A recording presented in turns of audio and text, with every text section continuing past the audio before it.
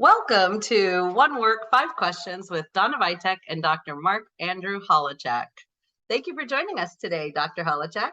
Glad to be here as usual. Yes, this is always a great time. Dr. Holowchak is a PhD, retired professor of philosophy and history. He's taught at universities such as Pittsburgh, University of Pittsburgh, University of Michigan, Rutgers University, and Ohio University. And he's also the editor of Journal of Thomas Jefferson and His Time, and an author, editor of over 20 published books and over or close to 150 essays on Thomas Jefferson. His list of books and locations of his published essays can be found in the video description. With our show, One Work, Five Questions, I'll ask Dr. Holowchak 5 questions on one work of Thomas Jefferson's. And today we'll be discussing Thomas Jefferson's traveling notes for Mr. Shipman and Mr. Rutledge, dated June 19th, 1788. Woohoo! First, I'm going to give you a little introduction to the topic. Last week, Dr. Holowchak promised to discuss the traveling notes, and today he will talk about the details of the traveling notes. And are you ready to get started? I'm ready to get started. Okay. Question number 1. Who were John Rutledge Jr. and Thomas Lee Shipman? Each was a 23-year-old young man and friends who wanted to travel through Europe, and they met Jefferson in Paris, and they wanted, sort of introductory letters that would be given out to young people at the time of some merit that would enable them to meet with celebrated people wherever they go. It'd be sort of like a letter of introduction so that they could gain passage to important people. Rutledge was 23. He was the son of a wealthy planter from South Carolina. He wound up becoming a Federalist and an enemy of Thomas Jefferson in his later days. Shipman was studying law in England at the time, and he consented to join Rutledge on this trip throughout Europe. And it seems that he had to abort his trip in Italy because he was spending his money too freely. He married into a rich family, which is always important to do, right? And he died very young at 33 from tuberculosis. So these are, other than that, how intrigued was Jefferson by these young men? It's hard to say. Jefferson corresponded with both, about 8 letters to one and maybe 9 to the other. And so he was at least intrigued enough.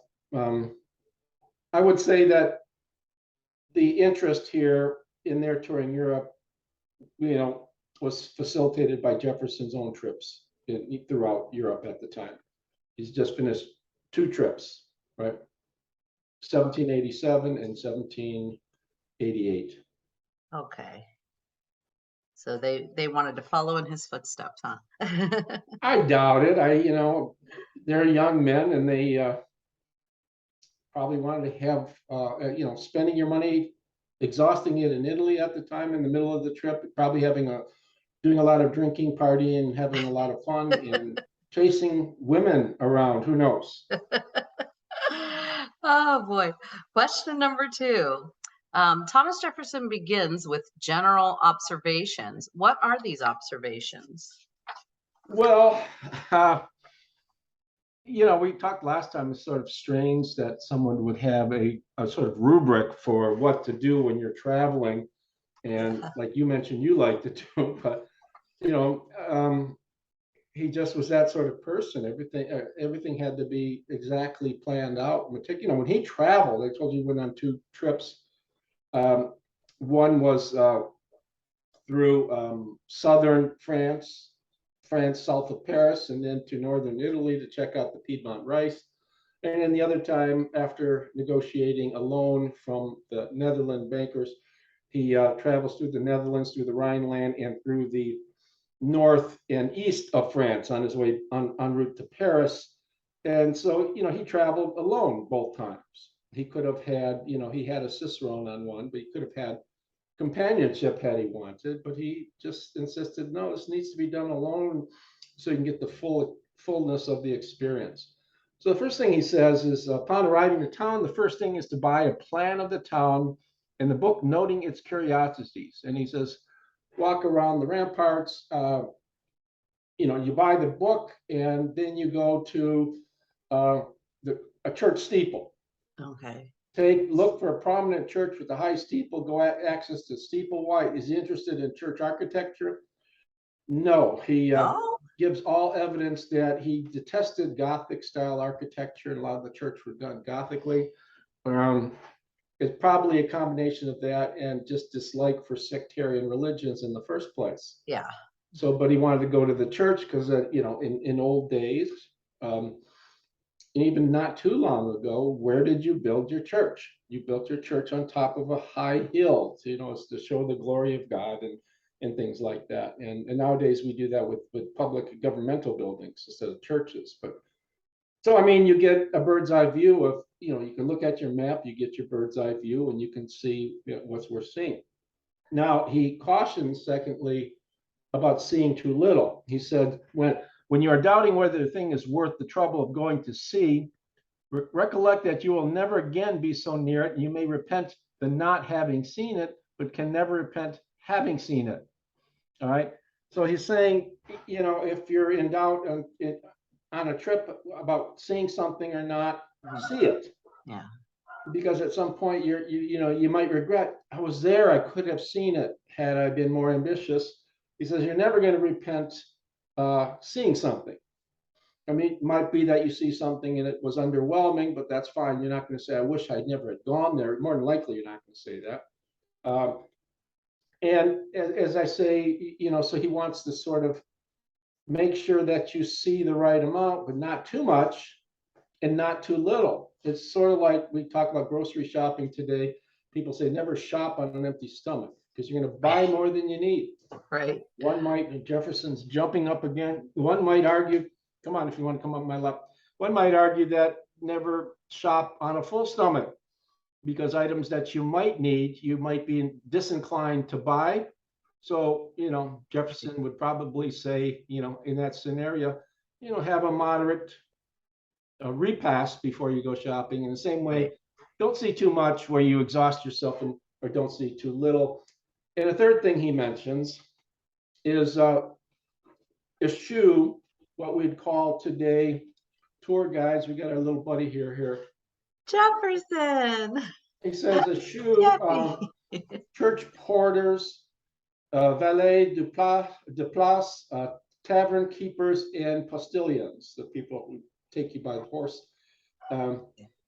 Because these are professional tour guides, and they're really quite adept at knowing what most people like to see. And Jefferson is certainly not like most people. So he says avoid them because they want your money. They're going to show you the things most people want to see. They're not going to show you other things that you really need to see. They're interested in your money, not your education. So those are three things he says in talking about his general observations. I hearing this, I think that's great advice. If you're planning to travel, to learn as much as you can on your own, and maybe talk to local people when you arrive and plan your own trip rather than doing bingo. When he wrote roughly at the same time, to Marquis de Chastellux, he talked to him. He was offering him political advice. He talked about his own tour. He says, when you go tour your own, he says, go to the little villages. Don't tell people who you are. Enter their huts, right? Eat their food to see what they can eat, if they can afford meats at all. Sit on their beds at the pretense of just being tired, just to see what sort of mattress they have. If they're poor, really poor, if it's bedding stuffed with hay or something, or what it is. So that's how you get to know the people of your country. You got to get into the average Joe or Jane's Right. house, hut, whatever, Right. and see how they live. So, and that's how Jefferson traveled. Hmm. Right? He was curious, Um, I say this in my book on Thomas Jefferson Paris. He almost had a plan for what he saw when he was entering a city. He would look for the things that grew, what's the wild stuff that grew outside the city, things that were by nature naturally growing there. Then he'd look at the farm stuff, the farmed animals, then all sorts of. Then he'd look at the people, look at the birds, the animals, the domesticated animals, the wild animals, and he had it down to a science.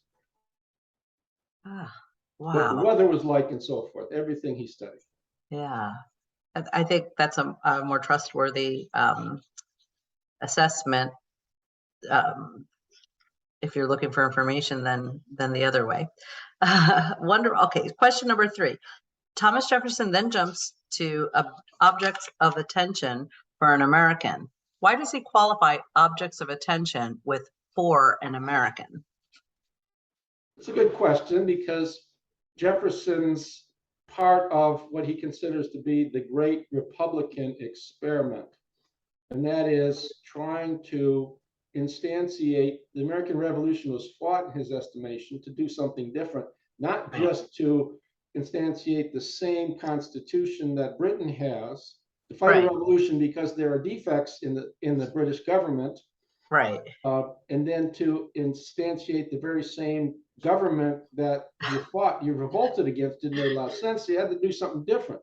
Yeah. So he was fighting against the aristocratical faction of the British scheme, the monocracy, the monarchy, and so he really trusted the people quite much, and he wanted a government of and by the people, where the people were responsible for electing and recalling irresponsible governors at various locations.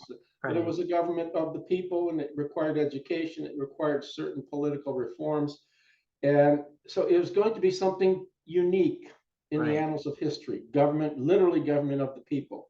And so for that, when he traveled, he was, in a manner of speaking, an ambassador for Americanism, in the sense that he was trying to see things that he could import to America when he moved back. Oh. Plants, machines, inventions, anything. He studied all this because he wanted to bring it back to America and make America better. Okay. But he's also looking at the defects, what he considered to be defects of, say, London, of Paris, of the villages and cities through which he traveled. So they know that if you want government of and by the people, you want thriving citizenry, we need to avoid these extremes, these defects. Oh, gosh, the such care and concern that he has that he had for the country at the time. Question number 4. Thomas Jefferson's list of 8 objects of attention is his ordering. Is there a significance to the order that he gave his 8 objects of attention? Are you going down, Jeff? You want to go down? Hold on. Yeah. Yeah. As I suggest, yes and no.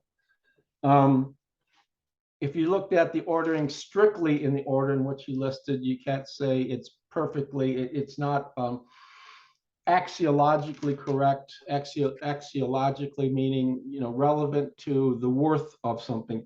He starts with agriculture. And when one could say, yeah, that deserves to be number 1 on his list, because part of the American experiment is that we're not going to have manufacturing. We're only going to have manufacturing insofar as we need it in the New World. Right. And the needed items would be plows and, saddles for horses and things like that, things that would enhance agriculture. But he envisaged the country to be a nation of agriculturalists, of farmers, husbandmen. So he says everything belonging to this art and whatever has a near relation to it, useful or agreeable animals, might be transported to America. He does transport merino sheep back to America to have them, to introduce that. He does take with him pockets full of Piedmont rice, and the rice was so good and popular in northern Italy that he could have been arrested and put to death for stealing rice, and yet he stole it. Now, at least that's the law. Would they have, put him to death? I certainly doubt that. Historians like to tell that story to make it look even better. But I'm thinking you're not going to take an important ambassador and put him to death because he's stealing rice, but you're going to give him a big slap on the wrist, on his broken wrist. The mechanical arts. Now he's talking about things such as forges, stone quarries, boats, bridges, and so forth. These things that are very, very important. He's talking about internal structure, transportational structure, and things like that. Things that relate to architecture and building, things that relate to transfer of goods. So those things are important. Then he talks about the lighter mechanical arts and manufacturers. Now here, clearly, he says some will be worth a superficial view. Mm-hmm. Is this important? No. He wants, but since he's just talked about mechanical arts, it makes sense to talk about lighter mechanical arts right after it, I guess. So he's got mechanical arts on his mind. So this should probably go down. Now, gardens, then architecture. I suspect he should architecture, because he was so in love with architecture, and he was perhaps the country's first architect, self-taught architect. He probably himself valued architecture. Right. But I could say this: gardening and architecture were sister sciences.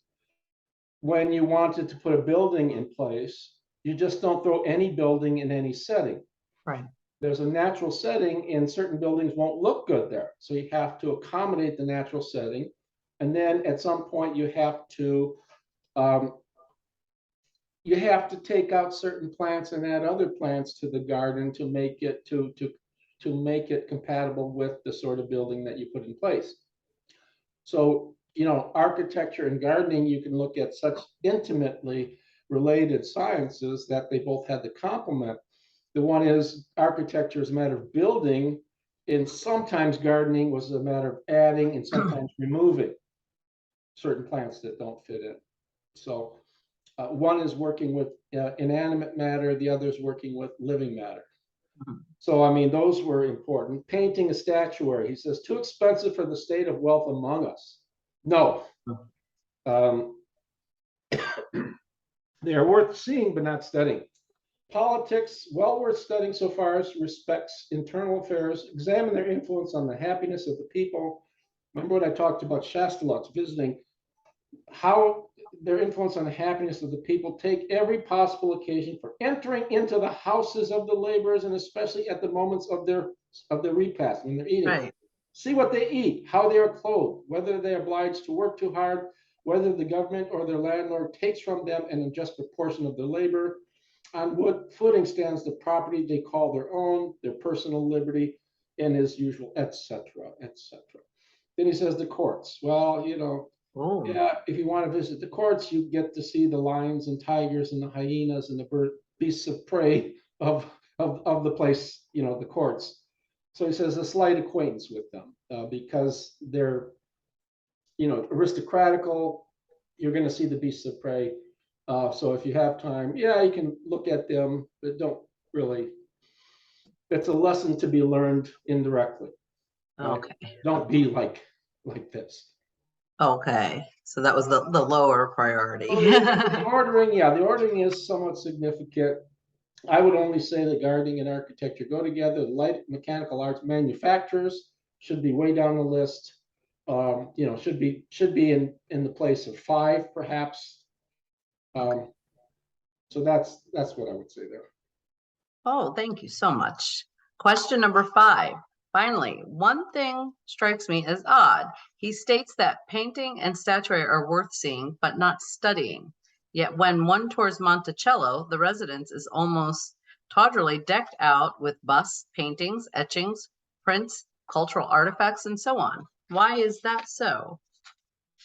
That's a tough question. It's a question I answer in my book on Jefferson, recently published this last month, in Jefferson of Fine Arts. It's almost overdone. As soon as you walk into the main entranceway, the parlor, you see a bust, Sirachi's bust of Jefferson, facing a bust of Hamilton, Indian artifacts on the wall, Native American Indian artifacts. stuff covering prints, everything all over the place. It's not a house, it's a museum. And to some extent, you can contrast that with Poplar Forest, with one granddaughter said it was very simple in its design inside. It was handsome, simple, but not excessive. Okay. And at some point, so the question is, why did he have all this stuff? He had a list of proposed artworks, copies of major artworks, like the boy with thorn in his foot, Hercules Farnese, and other important, very, very well-known works of art. He wanted to have duplicates of these put into Monticello. At some point, he completely abandons that project, and he's got, it's like a melange, an admixture of all sorts of weird sorts, some first-rate, like Houdin statues, busts he has brought to, he was the foremost sculptor of the time, of his day. So some of the stuff is it's certainly tremendously valuable, and other stuff is like, in many respects, just garbage.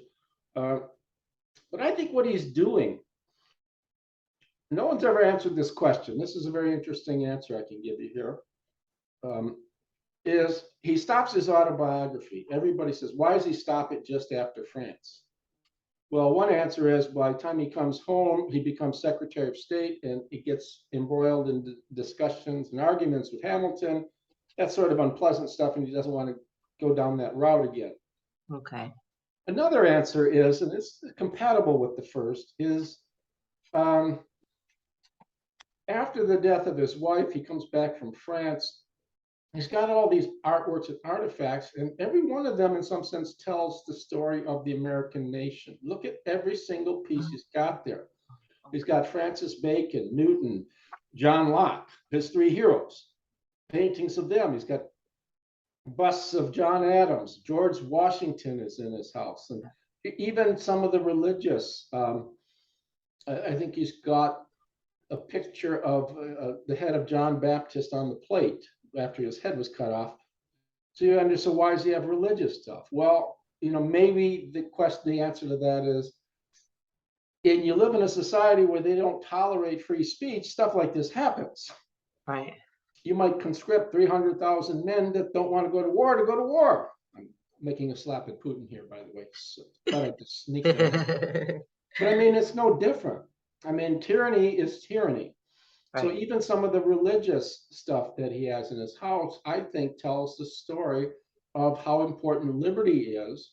Right. And he realizes instead of continuing an autobiography, I can tell the story by bringing in certain types of artwork, every one of which is significant to telling his story as well as the story of the American nation. So that's an answer I proffer. And I think it's correct. I like that he offered not just in writing and to read words, but also the visual and tactile. You can touch the busts. Right. Statuary was a more valued form of artwork at the time. Yeah.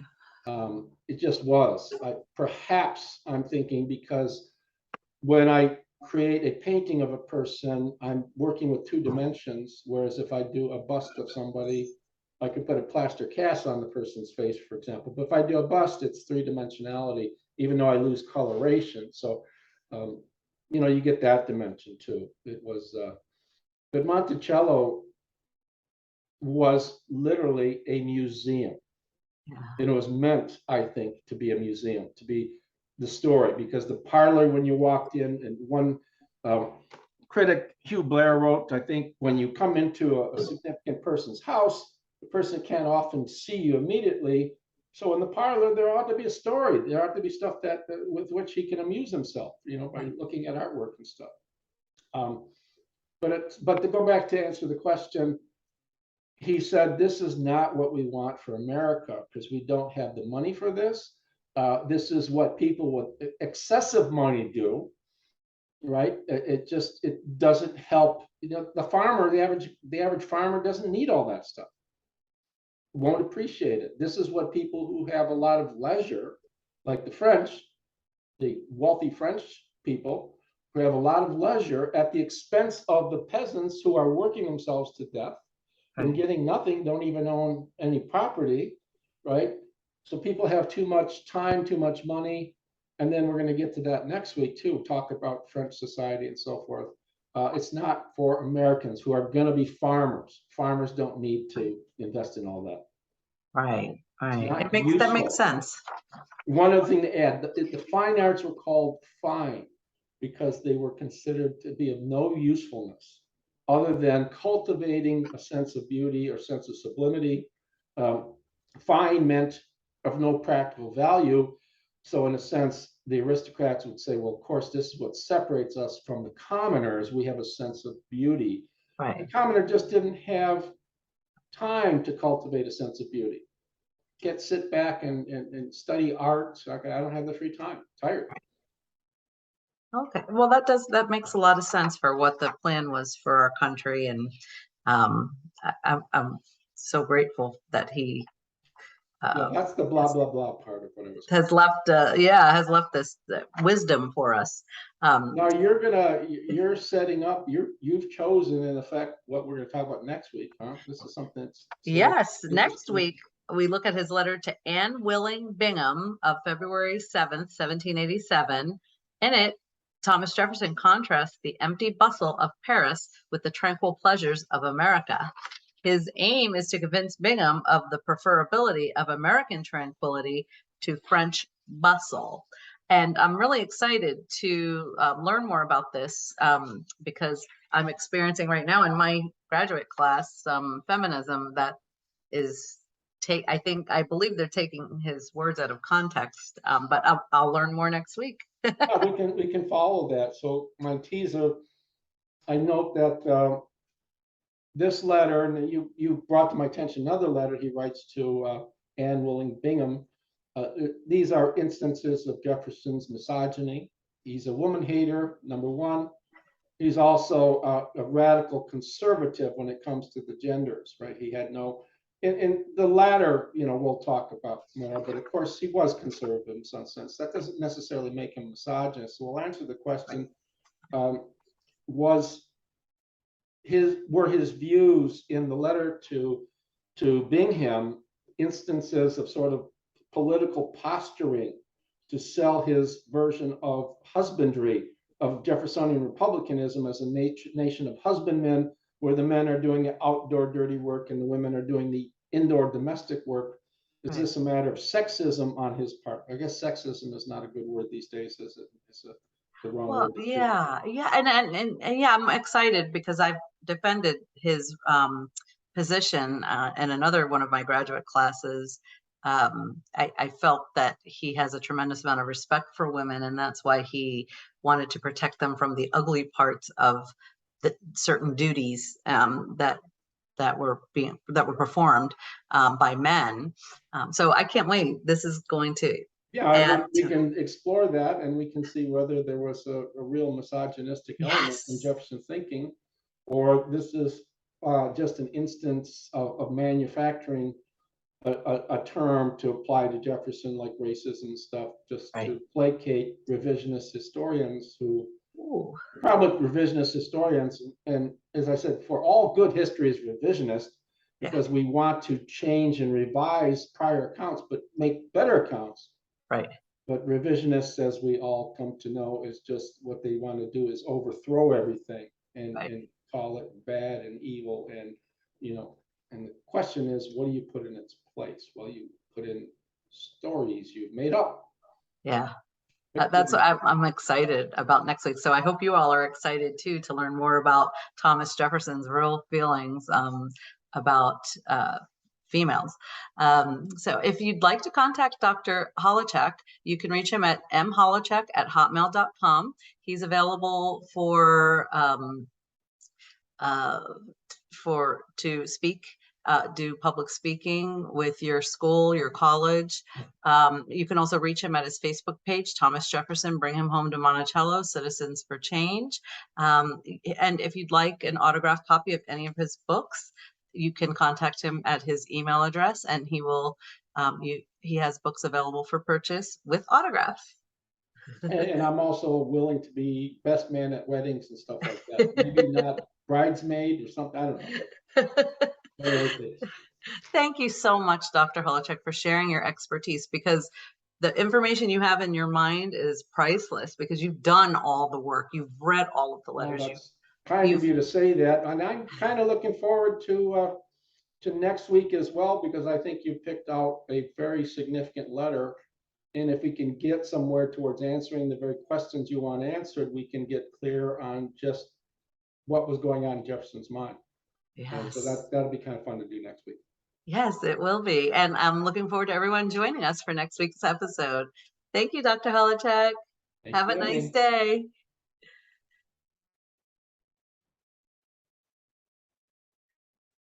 So we've got Oh, I don't know. minute and 30 seconds. Oh, hold on. I have to.